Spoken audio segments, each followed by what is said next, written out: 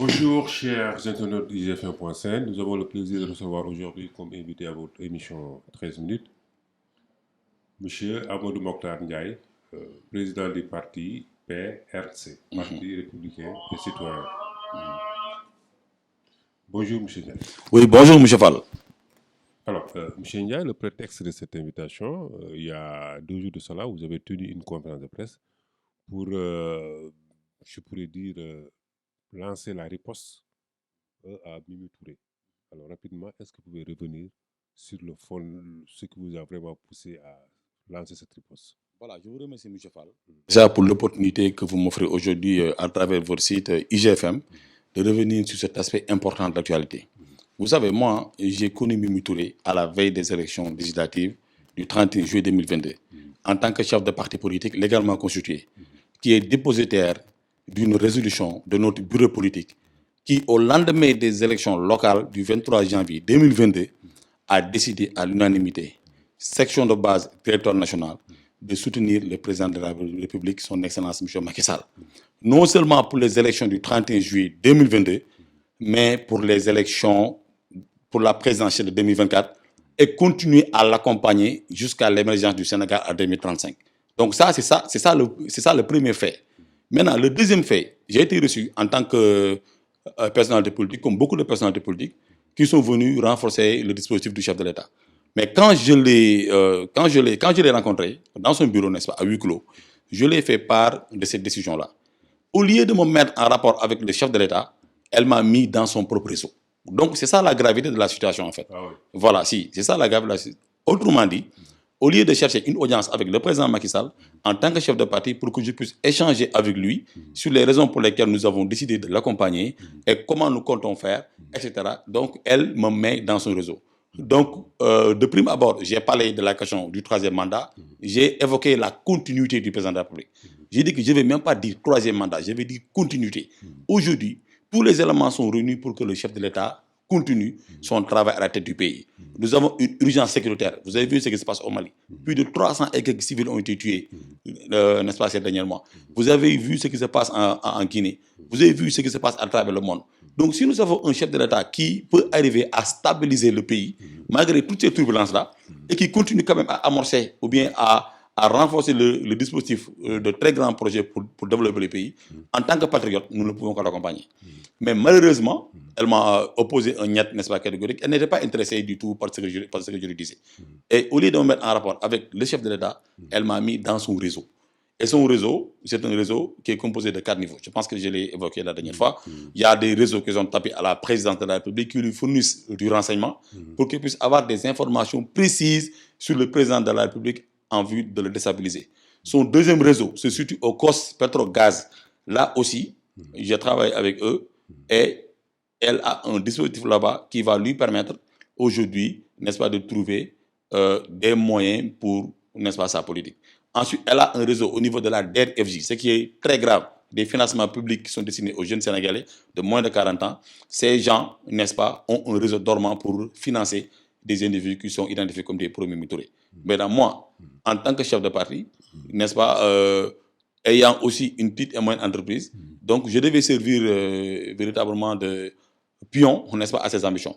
Mais puisque moi, je n'étais pas là pour ça, en tant que chef de parti, j'ai été mandaté par mon parti. On a voté une résolution, un bureau politique. J'ai été très clair avec elle.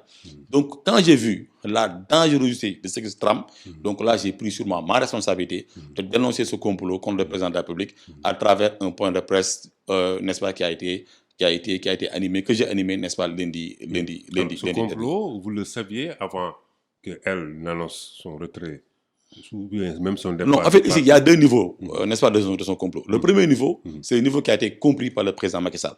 Parce que, il faut aussi le dire, le président est la personnalité la plus renseignée du Sénégal.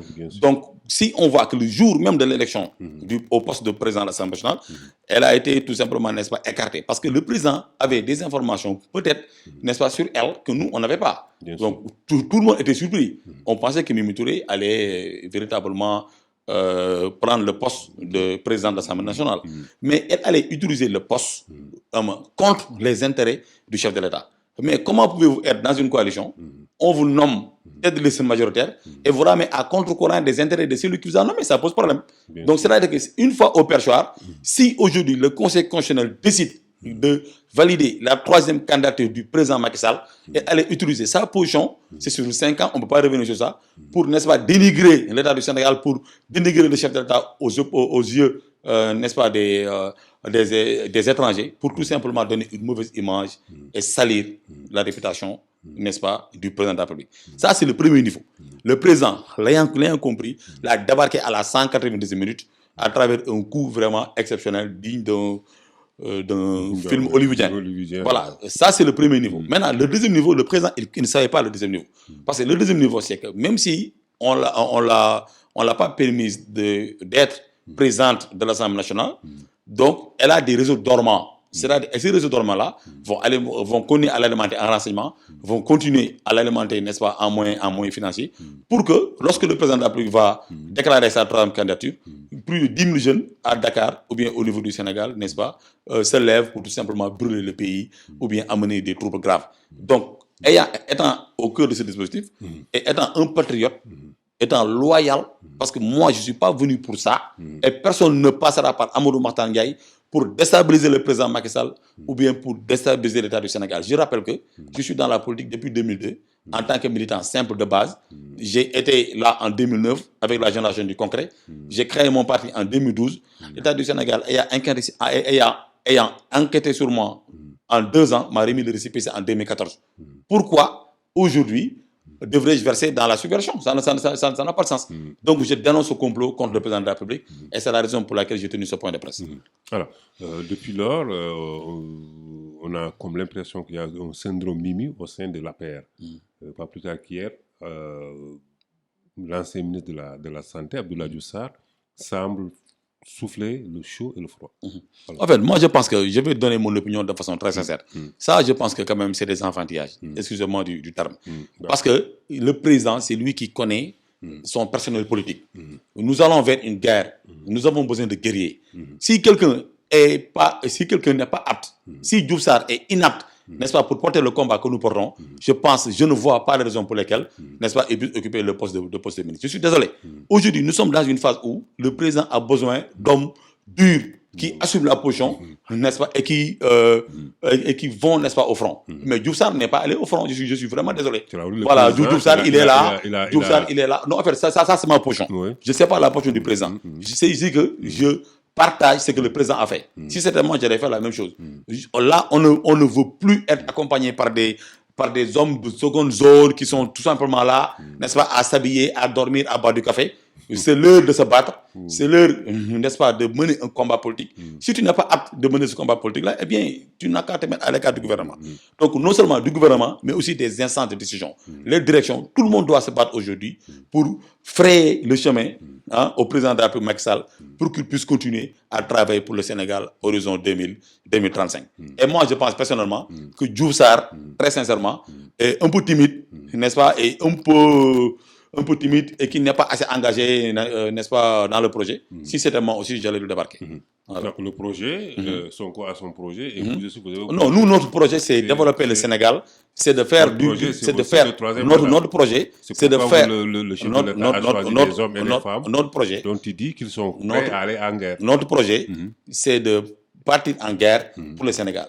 C'est de faire du Sénégal un pays émergent en 2035. Écoutez, moi, je n'ai pas encore 40 ans. Je pouvais faire ce qu'eux, ils sont en train de faire. Mais ayant compris le système de fonctionnement du monde, ayant compris la géopolitique, aujourd'hui, je ne peux que me ranger derrière le président de la République Macky Sall. Sinon, le pays va tomber entre des mains inexpertes, entre des bandits et des brigands. Et ces gens-là, je ne veux pas que Dakar se transforme en Ménaka. Je ne veux pas avoir des terroristes, n'est-ce pas, déambuler dans mon quartier. Et c'est pourquoi je continue à faire confiance à mon président de la République, au chef de l'État, par rapport au projet qu'il porte, et le soutenir, n'est-ce pas, de façon très loyale jusqu'en 2035. Mais est-ce que le chef de l'État dans le parti, il n'y a que lui qui peut, peut-être après lui, assurer, garantir la stabilité du pays? Bon, écoutez, très sincèrement... Il y a d'autres bons profils aussi. Bon, ça, c'est une question de position. Moi, ma position, n'est-ce pas, se porte sur le président Macky Sall. Parce qu'il n'y a pas aujourd'hui un leader au sein du parti de la coalition qui fait cette unanimité-là. Et puis, du point de vue sociologique, au nord, au sud, à l'est, c'est le président Macky Sall aujourd'hui qui peut fédérer toutes les forces. Donc je pense qu'il doit continuer, c'est mon point de vue, et je veux qu'il continue, c'est ma conviction, et je le dis et je l'assume. Vous voulez qu'il continue, mais aussi, il faut aussi permettre à Sonko de continuer son émecoutour. Bon, mais Sonko, ce qu'il fait, c'est pas un émecoutour. Ce qu'il fait, en fait, c'est du vadrouillage, et vous m'excusez du terme. Tout simplement parce que, moi, si j'étais accusé, n'est-ce pas, de faits aussi graves, on t'accuse de viol, un leader politique de premier plan.